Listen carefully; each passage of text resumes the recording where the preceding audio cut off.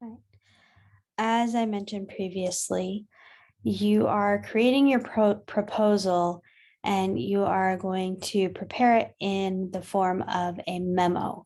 And this will be an internal memo. So this is a memo that stays within the company itself, probably within your branch of that company, division, office. Just depends on, the size of the company, how far this memo goes. So this section, we're going to talk about memo structure. Memo structure is actually very simple, but there are certain things you must have.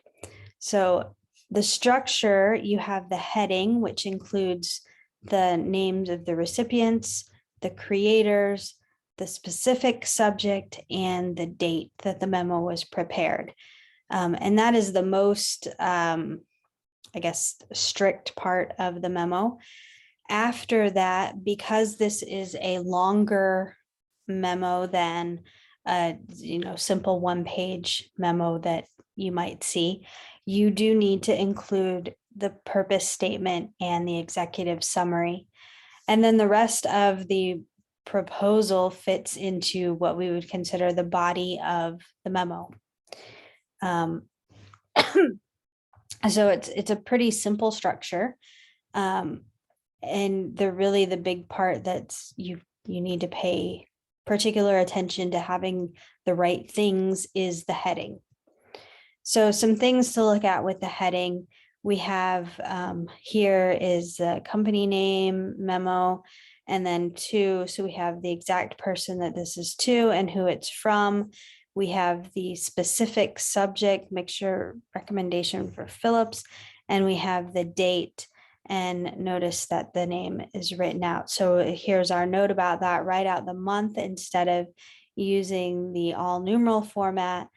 Multicultural readers might use a different notation for dates and could be confused. And they use the same June 12th idea that I was mentioning before, where we in the US would typically read that as June 12th, but many companies would read that as the 6th of December, following that day, month, year, so smaller to larger pattern. So making sure that you are paying attention to that and writing out the month in words, writing out the name of the month, just to make sure that you are clear about the actual date. So here we have the notation that this is an inter-office memo.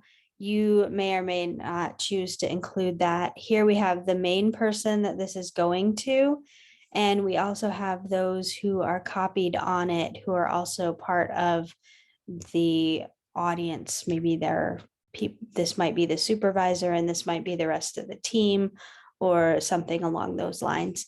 We have the person who prepared the memo, and we have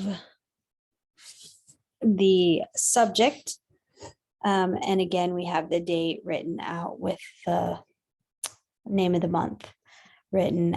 List the names of the people receiving copies of the memo, either alphabetically or in descending order of organizational rank. So, the person with the highest rank would be at the top of the list, person with the lowest rank would be at the bottom of the list.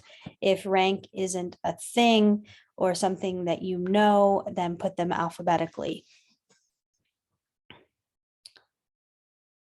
And another thing here with the heading, you can see that this time the date is at the top and we're using January 3rd, 2020 instead of 3 January 2020. It's okay that this way because we know it's January because that's written out. We have the person who is receiving this memo and their position. We have the person who wrote the memo and their position. We have the subject of the memo. Most writers put their initials or signature next to the typed name or at the end of the memo to show that they have reviewed the memo and accept responsibility for it. This is especially common when an administrative assistant would be doing the actual typing of the memo. The person who it's, technically from would have to review it and approve it before it could be sent. And so one way to do that is with initials. Since we are submitting this electronically, you could put your initials in there in using like a handwriting sort of font, or you could just have a footer at the bottom of the memo saying approved by and have the initials there.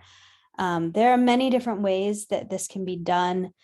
And it doesn't even have to be done. There are many, many, many memos that go out that are not initialed. Often that's because the person who it's from is the one composing the memo.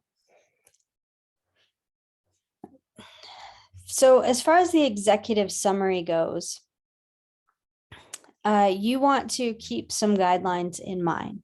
You want to use specific evidence in describing the background. So you don't want to be vague. You don't want to say, well, some people have said there's an issue with blah, blah, blah. You want to give some specific background information.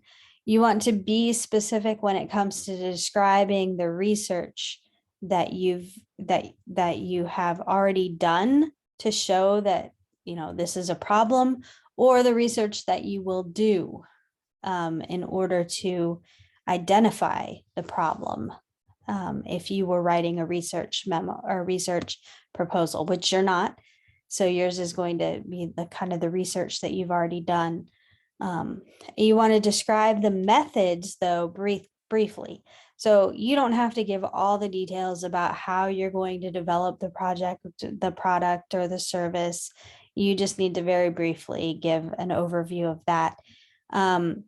Describe the findings according to your reader's needs. So remember, the summary is the last thing that you write. So you want to talk about, well, if the people who are reading this executive summary are very concerned about the time the project's going to take and how much it's going to cost, then those are the things that you need to put into this is executive summary. They might not care so much about what suppliers you're going to use and all other details like that. They might just want the bottom line. How much time and how much is it going to cost?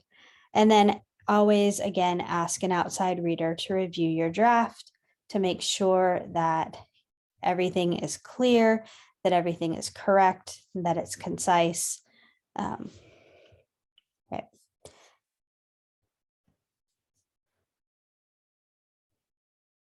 You should, as you prepare the body of your memo, you should use headings to organize your memo and to make it easier to read. Readers should be able to scan through and find the sections that they want to pay attention to.